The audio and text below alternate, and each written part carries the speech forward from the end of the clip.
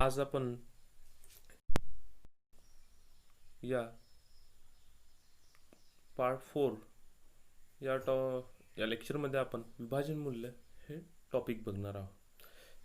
या टॉपिकमध्ये खास करून प्राध्यापक प्रसन्नचंद्र महालनोबिस यांच्यावर यांचं जे काही आपल्या भारतीय स्टॅटिस्टिक्स किंवा संख्याशास्त्रामध्ये योगदान आहे ते योगदान आपण बघणार आहोत. ठीक आहे.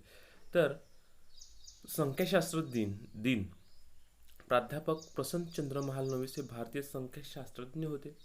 त्यांनी भारताचा दुसऱ्या पंचवार्षिक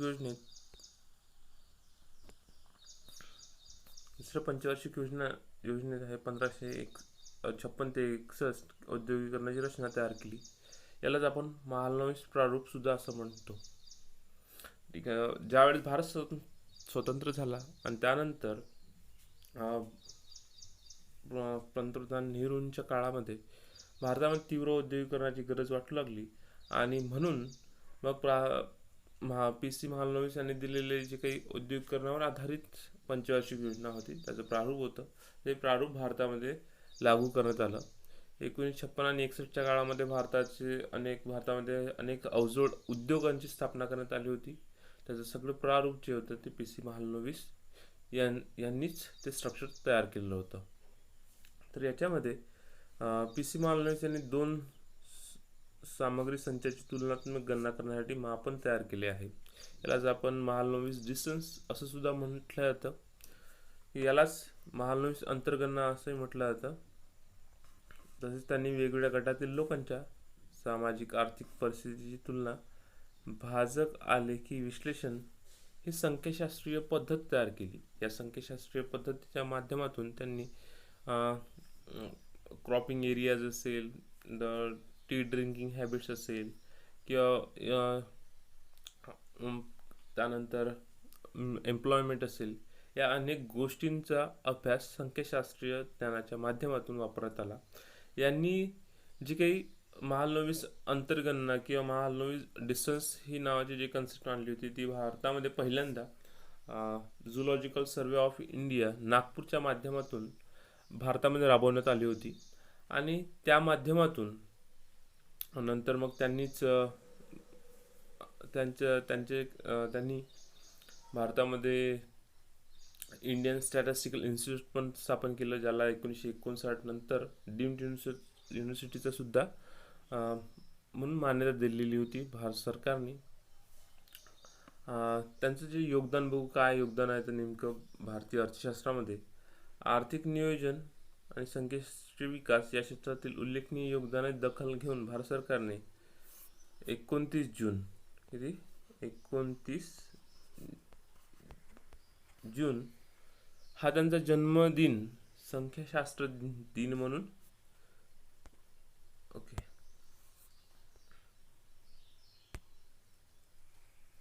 हा आर्थिक नियोजन व संख्याशास्त्र यांचा जन्मदिन जो होता 29 जून हा संख्याशास्त्रीय दिन म्हणून भारतामध्ये साजरा केला जातो किंवा स्टॅटिस्टिकल डे म्हणून साजरा केला जातो. ठीक आहे.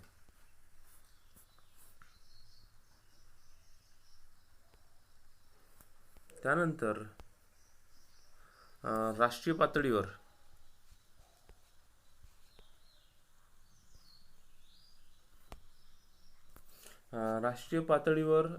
हा दिवस संख्याशास्त्र दिन म्हणून विशेष दिन साजरा केला जातो.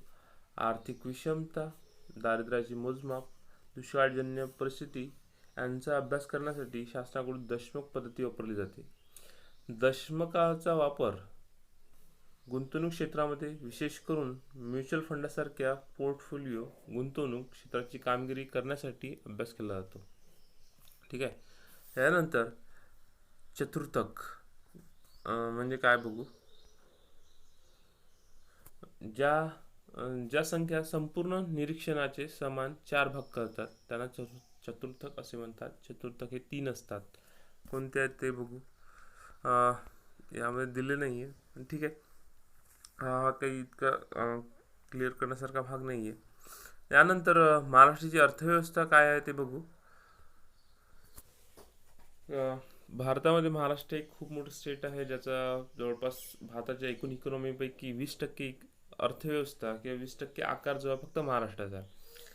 भारतामध्ये जवळपास 29 राज्य आहे, परंतु या 29 राज्यापैकी जवळपास महाराष्ट्राची अर्थव्यवस्था 20% आहे आणि बाकी 80%मध्ये बाकी 28 राज्य येतात. त्याच्यामुळे महाराष्ट्र आर्थिकदृष्ट्या प्रगत राष्ट्र आहे, प्रगत मा राज्य आहे असं सुद्धा म्हटलं जातं. ओके, तर ठीक आहे, बघू नेमकं महाराष्ट्राच्या अर्थव्यवस्थेविषयी. महाराष्ट्राचे प्रशासकीय विभाग आपण यापूर्वी बघितलं आहे की महाराष्ट्राचे प्रशासकीय विभाग जे आहे मुंबई, पुणे, नाशिक, औरंगाबाद, अमरावती, नागपूर असे 6 महसूल विभाग आहेत. असून त्याच्यामध्ये 36 जिल्ह्यांचा समावेश सुद्धा आहे.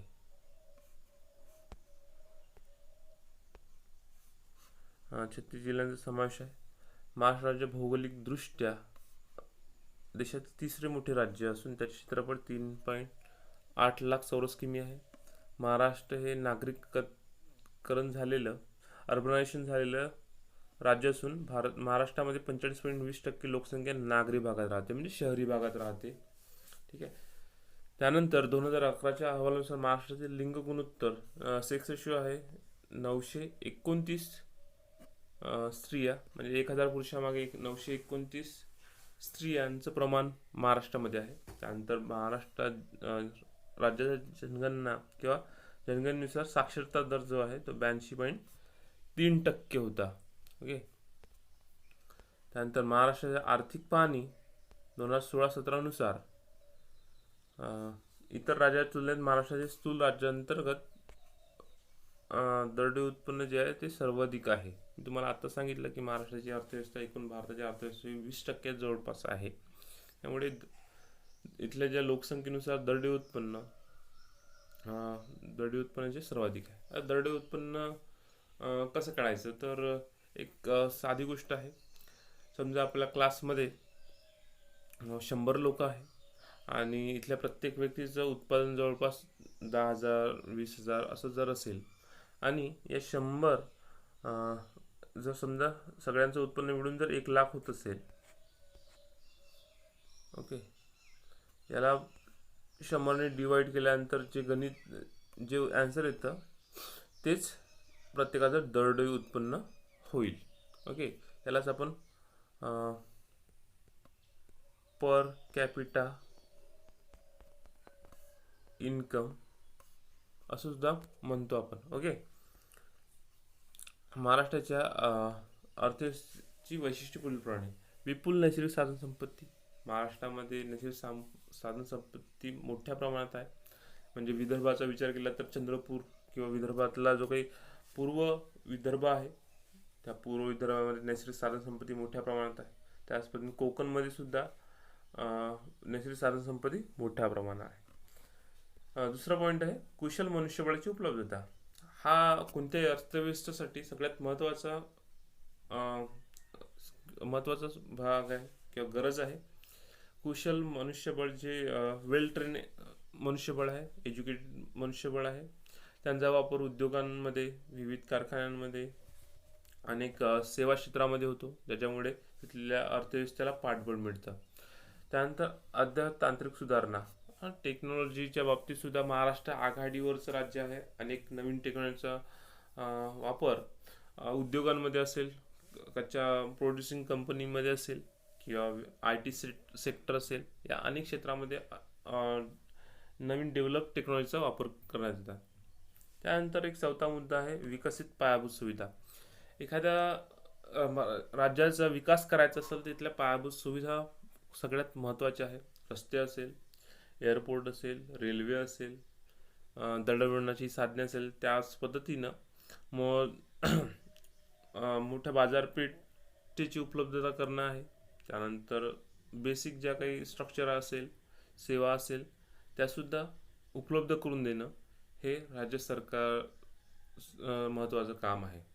म्हणजे या 4 गोष्टी सर्वात महत्त्वाच्या आहेत, त्या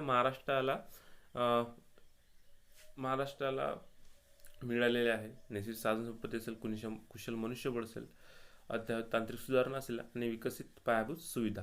ओके. त्यानंतर बघू महाराष्ट्राचा आर्थिक विकास.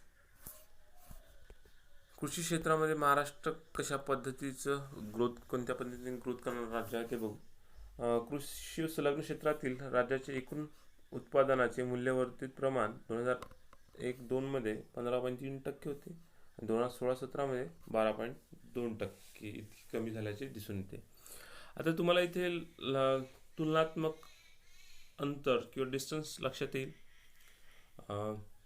जे महालनोबिस डिस्टन्स यांचा एक स्टॅटिस्टिकल प्रकार होता तो इथे दिसून येईल की आपण इथे 2001-2 आणि 2016-17 या 2 वर्षाचं कंपॅरिझन किंवा तुलना करत आहोत. इथे 2001-2 तर ठीक आहे, परंतु 2016-17 आता 2020 सुरू आहे आणि 2016-17ची आकडेवारी का शिकतोय तर बघा, अर्थव्यवस्थेमध्ये स्टॅटिस्टिक मांडत असताना चालू वर्षाची आकडेवारी आपण मिळवू शकत नाही. चालू वर्षामध्ये ज्या काही घडामोडी आर्थिक घडामोडी घडतात त्याचे कंप्लीट आकडेवारी येण्यासाठी किंवा मोजण्यासाठी काही वेळ लागतो. म्हणून अनेकदा स्टॅटिस्टिकल अभ्यास करत असताना मागील 2-3 वर्षामध्ये जे काही बेसिक आकडेवारी स्टॅटिस्टिकल इन्स्टिट्यूटकडे उपलब्ध असतात किंवा survey of India, national survey of इंडियाकडे उपलब्ध असतात, त्याचा वापर या तुलना करत असताना केला जातो. ठीक आहे. तर म्हणून इथे 2016-17 मध्ये जे काही कृषी क्षेत्र आहे, कृषी क्षेत्रामध्ये महाराष्ट्राचा दर जो आहे तो कमी झालेला दिसून येतो. ओके. हे सुद्धा एक प्रगतीचं मूल्यमापन करण्यासाठी योग्य साधन आहे. ज्या राज्यामध्ये कृषीची ज्या राज्याच्या अर्थव्यवस्थेतून कृषीची आकडेवारी कमी होत असेल याचा अर्थ तिथे सेवा क्षेत्र असेल किंवा उद्योग क्षेत्रांचा विकास होत असेल असं समजलं जाते. ठीक आहे. त्यानंतर कृषी क्षेत्रातील नेमक्या समस्या कोणत्या आहेत त्या बघू. पहिलं, जमीन धारणेची कमी आकार व कमी उत्पादकता. आता आपल्या ग्रामीण भागामध्ये माहीत आहे की किंवा आमच्याकडेच बघितलं असेल की आपल्या आजोबांना 20 एकर शेती होती. आजोबांना 5 मुलं होती. आज त्या 5 मुलांना मग जेव्हा शेती डिवाइड झाली तर त्या 20 एकूण मोठ्या 20 एकराचे काय झाले, तुकडे झाले 4-4 एकर. आता समजा त्यातल्या एका भावाला पुन्हा 2 मुलं असेल, पुन्हा 2-2 एकर, त्याला पुन्हा 2 मुलं असेल, परत 1-1 एकर. अशा पद्धतीने जमिनीचा आकार जसा कमी कमी होत जातो तशीच त्या शेतीची उत्पादकता जे सुद्धा आहे ती कमी कमी होते. दुसरा पॉईंट आहे सीमांत अल्पभूधारक सीमांत शेतकऱ्यांच्या संख्येत झालेली वाढ. सीमांत अल्पभूधारक म्हणजे काय, तर ज्याच्याकडे 5 एकर म्हणजे भारतीय सरकारची एक व्याख्या आहे सीमांत अल्पभूधारक म्हणजे काय, ज्याच्याकडे 5 एकरपेक्षा कमी जमीन असेल, 5 एकर किंवा यालाच 2 हेक्टर जमीन असेल त्याला सीमांत अल्पभूधारक असं म्हटलं जाते. मग आता जेव्हा मी सांगितलं तुम्हाला उदाहरण की जेव्हा म्हणजे आपल्या आजोबांकडे 20 एकर त्यांना 5 मुलं आणि त्यांच्या मुलांना मग 1-2 मुलं असेल, तर अशा पद्धतीनं जे 20 एकराचा मोठा प्लॉट होता त्याचं डिवायडेशन आपण 2 एकर, 3 एकर, 4 एकर यामध्ये झाला आणि याच्यामुळे उत्पादकता तर घटली, पण सीमांत शेतकऱ्यांच्या संख्येत सुद्धा काय झाली, वाढ झाली. त्यानंतर रासायनिक खते आणि कीटकनाशकाच्या अतिवापरामुळे शेतजमिनीची अवनती. आता परंपरागत जी शेती होती, मला माहिती आहे की आपल्या भागामध्ये पहिले रासायनिक खताचा एवढ्या मोठ्या प्रमाणात वापर होत नव्हता. जे काही शेण असेल किंवा गांडूळ खत असेल किंवा सेंद्रिय शेतीचा वापर मोठ्या प्रमाणात केला जात होता. याच्यामुळे तसेच अनेक कीटक दशपर्णीसारखे किंवा 10 वेगवेगळ्या प्रकारचे पानांचा एकत्र काढा करून दशपर्णीसारखे कीटकनाशक असेल, टाक असेल किंवा पोस्टर गर्लमध्ये तुम्ही बघितलेली शेतझाडावर बघितलेली फवारणी असेल, यासारख्या गोष्टीचा वापर केल्यामुळे काय होतं की कीटकनाशक आणि रासायनिक खताचा वापर शेतजमिनीत होत नव्हता. याच्यामुळे शेतजमिनीचा पोत सुद्धा उतरत नव्हता, उलटा शेतजमिनीचा पोत वाढत होता अशा पद्धतीच्या फवारण्या किंवा रासायनिक म्हणजे सेंद्रिय खतामुळे. परंतु आता मोठ्या प्रमाणात महागडी रासायनिक खते असेल कीटकनाशकाचा वापर केला जातो कचरा काढण्यापासून तर अनेक औषधी असेल, अनेक रोगांवर. याच्यामुळे सुद्धा शेती शेतीची काय अवनती झालेली आहे. त्यानंतर चौथा पॉईंट आहे शेतकऱ्यांचा कर्जबाजारीपणा. आता नेमकं आपल्याकडे सीमांत शेतकरी असल्यामुळे ज्यांच्याकडे 2-3 एकर शेती असल्यामुळे त्यांच्यावर आधारित जो किसान क्रेडिट कार्डवर त्यांना एकरी म्हणजे कोरडवाहू असेल तर 20,000 रुपये पर एकर असेल, ओलीच असेल तर मे बी जास्त असेल. अशा पद्धतीने त्यांना बँकेकडून कर्जाची उपलब्धता होते. आणि नेमकं होतं काय की दरवर्षी तो सोयाबीन, चणा असेल, त्यानंतर धान असेल, त्यानंतर कापूस असेल, या पिकांचं उत्पादन घेतो आणि वर्षातून मे बी जास्तीत जास्त 2 हंगाम तो शेती करतो आणि दुसरा हंगाम झाल्यानंतर परत त्याची 4-5 महिने शेती पडून असते. आणि हे झाल्यानंतर याच्यातून मिळणारं उत्पादन जे आहे ते त्याचं कर्ज भरण्यासाठी कामात येतं आणि परत त्याला जे हातचे पैसे असतात त्याचं वर्षभराचा कारभार तो त्या पैशाने चालवत असतो. आणि या पद्धतीमुळे काय झालं की दरवर्षी रोटेशन झालेलं आहे.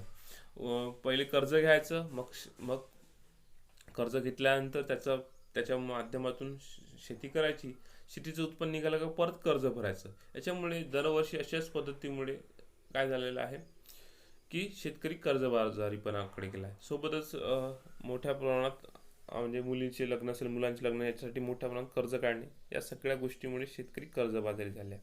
नंतर भूसुधारणा, 5वा पॉईंट आहे भूसुधारणा कायदा व पीक पद्धती यांची सदोष अंमलबजावणी. भूसुधारणा जो कायदा आहे तो या कायद्याच्या माध्यमातून एक व्यक्तीकडे लिमिटेड शेती असावं असं सरकारचं मत होतं. परंतु हा विषय परिशिष्ट 9 मध्ये टाकण्यात आला आणि याच्यावरचे जे काही कायदे करण्याचा हक्क जो आहे आता कायदे करता येत नाही अशा पद्धतीने तयार करून ठेवलेला आहे. त्यानंतर पीक पद्धती यांचं दोष. आता आपल्याकडे समजा ओलीत जमीन असेल, ओलीत जमिनीमध्ये जसं पश्चिम महाराष्ट्र बघतो की पश्चिम महाराष्ट्रामध्ये ऊसाचं उत्पादन घेतलं जातं मोठ्या प्रमाणात. आता तिथं पाण्याची उपलब्धता खूप कमी आहे, पाऊस कमी पडतो, पण तिथं काय केलं जातं, मोठ्या प्रमाणात ऊसाचं उत्पादन घेतलं जातं. आणि अशा पद्धतीमुळे काय झालं आहे की तिथलं पाणी जे आहे, भूगर्भातलं पाणी मोठ्या प्रमाणात काढण्यात आलेलं आहे. याच्यामुळे तिथली पाण्याची पातळी खालावलेली आहे. अशा सदोष अंमलबजावणीमुळे काय झालेलं आहे, शेतीमध्ये विविध समस्या निर्माण झाल्या. त्यानंतर 6वा पॉईंट आहे कोरडवाहू जमीन आणि जलसिंचन सुविधांचा अभाव. अनेक ठिकाणात कोरडवाहू जमीन असेल, आता पश्चिम महाराष्ट्र म्हणजे मराठवाड्याचा विचार करायचा असेल तर तिथे मोठ्या प्रमाणात पाण्याचीच कमतरता आहे. एक गोदावरी नदी असेल, ते नदी 8 जिल्ह्यातून जातं तिथल्या मराठवाड्यातल्या, पण ते सोडून अन्य ठिकाणी जर असेल, पहाडांमध्ये असेल, पाऊस कमी पडतो किंवा सुक्या जमिनी म्हणजे प्लेन मैदानामध्ये पाऊस कमी पडतो, त्याच्यामुळे तिथले कोरडवाहू जमीन करतात. आता तिथलं पाणी मोठ्या प्रमाणात भूगर्भातून ओढल्यामुळे किंवा काढल्यामुळे तिथले जलसिंचनाचा जो काही जे काही पॅरामीटर्स होते किंवा जी पातळी होती ती इतकी खालावली आहे की तिथं आता जलसिंचनाच्या सुविधा निर्माण करणं सुद्धा कठीण होऊन गेलेलं आहे. त्यानंतर भांडवलाची कमतरता. शेतीमध्ये सगळ्यात मोठा प्रश्न होता आपल्याकडे भारतामध्ये 1991 मध्ये जी इकॉनॉमिक पॉलिसी राबवण्यात आली होती, त्याच्या माध्यमातून शेताला उद्योगाचा दर्जा देण्यात आलेला होता आणि त्या माध्यमातून मोठ्या गुंतवणूक होईल शेतामध्ये असं वाटलं, परंतु असं होऊ शकलं नाही. आणि याच्यामुळे भांडवलाच्या कमतरतेमुळे शेतीत सुधारणा करता येत नाही, नवीन टेक्नॉलॉजीचा वापर करता येत नाही. ठीक आहे. नंतर 8वा ग्रामीण विकास योजनेची अयोग्य अंमलबजावणी. सरकारच्या माध्यमातून मोठ्या प्रमाणात ग्रामीण विकास योजना राबवण्यात आलेल्या आहेत, परंतु याचा अयोग्य किंवा प्रशासकीय भ्रष्टाचारामुळे असेल किंवा अनेक गोष्टीमुळे असेल, या योजना योग्य प्रमाणात ग्रामीण भागात राबवू शकले नाही आणि या सगळ्यामुळे त्या भागाचा विकास पाहिजे त्या प्रमाणात होऊ शकला नाही. ठीक आहे. त्यानंतर विपणन व्यवस्थेची कमतरता. महाराष्ट्रामध्ये याचा सगळ्यात मोठा अभाव आहे. जसं आपल्या भागात असेल, इथे जिनिंग असेल, ऑइल मिल असेल किंवा धान काढणीसाठी आवश्यक ट्रान्सपोर्ट सिस्टीम असेल ती उपलब्ध नसल्यामुळे, सोबतच इकडे आता आपल्या भागामध्ये धानाचं मोठ्या प्रमाणात उत्पादन, चांगल्या क्वालिटीच्या धान हे केलं जातं, पण या तांदळाला आंतरराष्ट्रीय मार्केटमध्ये भाव नसतो, कारण की इथून डायरेक्ट ट्रान्सपोर्ट आपल्या विदेशात नाही आहे. अशा सगळ्या गोष्टीमुळे काय झालेलं आहे की आपला शेतकरी पिसलेला आहे, त्याच अवस्थेत राहिलेला आहे आणि याच्यामुळे शेतामध्ये समस्या निर्माण झालेली आहे. हवामान बदलाचा परिणाम, यालाच आपण ग्लोबल वॉर्मिंग असं सुद्धा म्हणतो, ज्या माध्यमातून आपल्याला वर्षभर काही जे काही शेताचं नियोजन असते याच्यामध्ये वारंवार पडणारा पाऊस असेल, कधी उष्णता असेल, याच्यामुळे आपलं हवामान बदलामुळे अनेक शेतीमध्ये येणारे अनेक नुकसान, म्हणजे रोगराई असेल, जसं जर आभाळ वातावरण असेल तर मोठ्या प्रमाणात धानावर अळ्या, करपा रोग होतो आणि याच्यामुळे काय होतं, हवामान बदलाच्या परिणामामुळे आपल्या शेतीचं उत्पादन सुद्धा कमी होतं. भारताच्या निव्वळ मूल्य जमा वर्धित उत्पादनात महाराष्ट्राचा वाटा 18% आहे. म्हणजे आपलं जे काही एकूण GDP आहे, त्या GDP मध्ये महाराष्ट्राचा वाटा किती आहे, जवळपास 18 ते 20% दरम्यान आहे. त्यानंतर प्रत्यक्ष विदेशी गुंतवणूक. आता महाराष्ट्र हे एक किनारपट्टीवर असणारं राज्य आहे आणि याच्यामुळे काय झालेलं आहे की महाराष्ट्रामध्ये स्वस्त मजूर मिळतात, स्वस्त जमीन मिळतं, इलेक्ट्रिसिटी मोठ्या प्रमाणात उपलब्ध आहे, पाण्याची उपलब्धता करून देण्यात आलेली आहे आणि औद्योगिकरण झालेलं राज्य आहे. आणि या सगळ्या कारणामुळे महाराष्ट्रातून व्यापार करणं किंवा इथे प्लांट टाकून प्रोडक्शन करणं अनेक कंपन्यांना सोयीचं झालेलं आहे. यामुळे महाराष्ट्रामध्ये ऑटोमोबाईल सेक्टर असेल किंवा IT सेक्टर असेल, या क्षेत्रामध्ये मोठ्या प्रमाणात विदेशी गुंतवणूक किंवा फॉरेन डायरेक्ट इन्व्हेस्टमेंट झालेली आहे आणि या बाबतीत महाराष्ट्र हे पहिल्या क्रमांकाचं राज्य आहे. प्रत्यक्ष विदेशी गुंतवणुकीचे प्रमाण एप्रिल 2000 मध्ये पासून तर 2000 सप्टेंबरपर्यंत जवळपास 6,11,760 कोटी रुपये आहे. आणि हे जे प्रमाण आहे, भारतातील एकूण प्रत्यक्ष गुंतवणुकीपैकी 31% गुंतवणूक आहे. म्हणजे विचार करा की भारतातल्या 29 राज्यांमध्ये 100% गुंतवणूक असेल, त्यातली फक्त 30 ते 31% गुंतवणूक कुठे आहे, फक्त महाराष्ट्रात होत आहे. बाकी 70% 28 राज्यात होत आहे. यावरून आपल्या महाराष्ट्राचा विकास कोणत्या पद्धतीने झालेला आहे ते आपण जाणू शकतो. ठीक आहे. त्यानंतर औद्योगिक क्षेत्रातील सर्वसाधारण समस्या कोणत्या आहे. आता औद्योगिक क्षेत्रामधल्या समस्या बघू आपण. शासकीय दप्तर दिरंगाई, हो आपल्याकडे ही खूप मोठी समस्या आहे की शासनामध्ये एका टेबलावरून दुसऱ्या टेबलावर, तिसऱ्या टेबलावर फाईल जाण्यासाठी भरपूर वेळ लागतो. यासाठी अनेकदा चिरीमिरीसारखे प्रयोगसुद्धा होत असतात.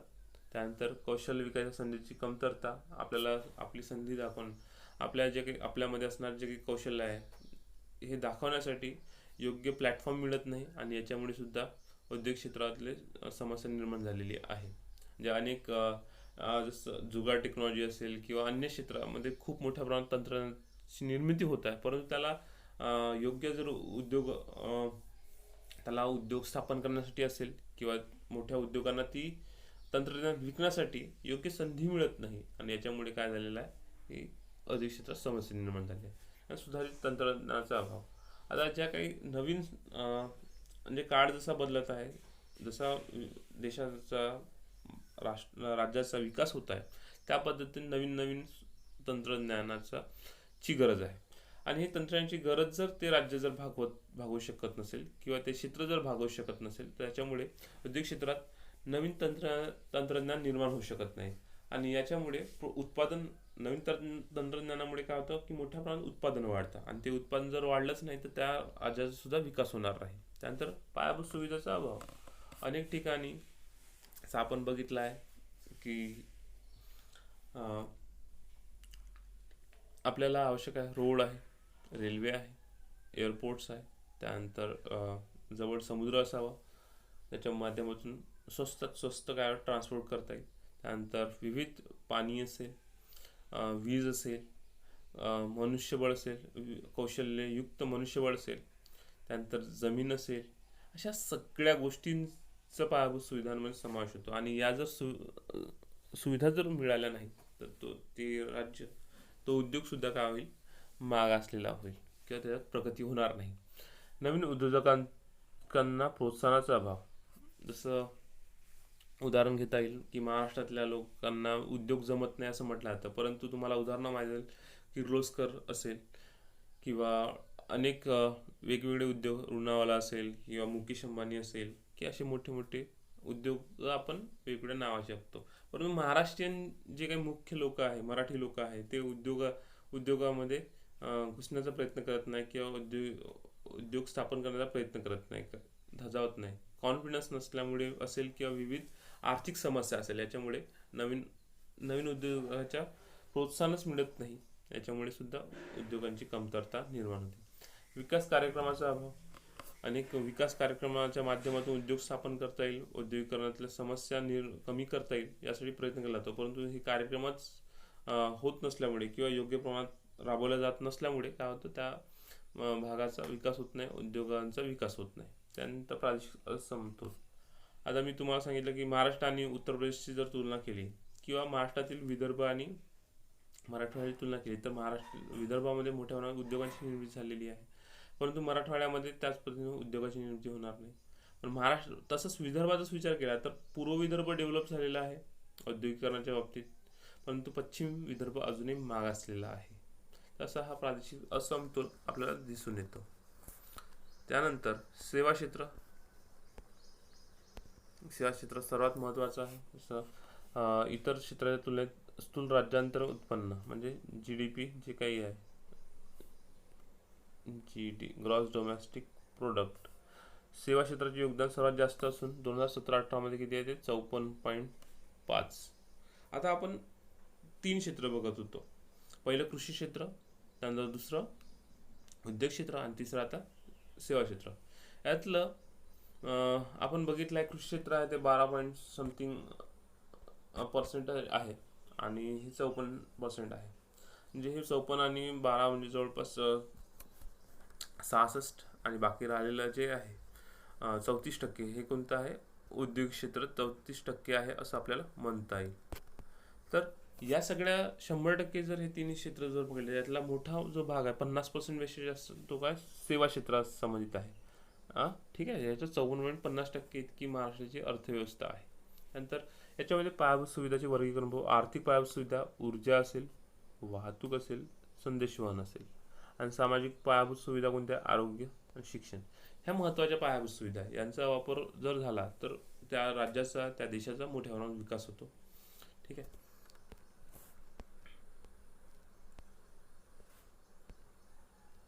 आता आर्थिक पायाभूत सुविधांच्या विकासासाठी योजलेले उपाय.